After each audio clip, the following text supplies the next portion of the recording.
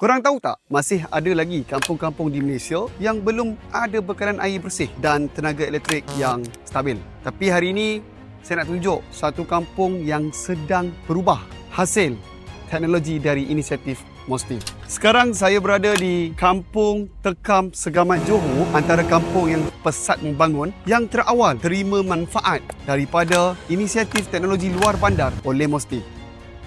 Dekat sini, MOSTI dah mula bantu pasang.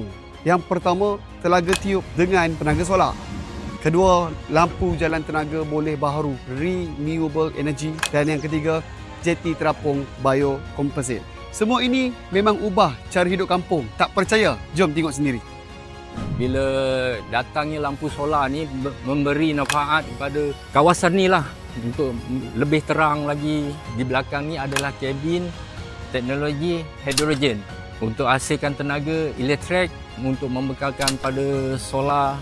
Ada tiang lampu solar di sini. Projek ni adalah daripada Nano Malaysia dan disokong oleh MOSTI. Daripada jalan yang gelap, kini sudah terang. Dulu susah nak angkut air, sekarang bersih terus keluar daripada telaga. Inilah maksudnya teknologi yang menyentuh kehidupan kita. MOSTI committed untuk membawa teknologi ke seluruh negara.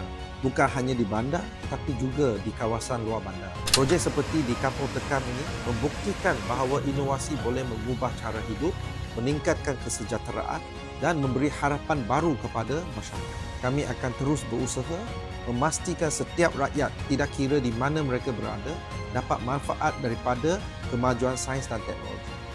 Inisiatif seperti ini patut diperluaskan di setiap kampung di Malaysia. Kalau korang setuju, korang boleh komen inovasi dan jangan lupa like dan share.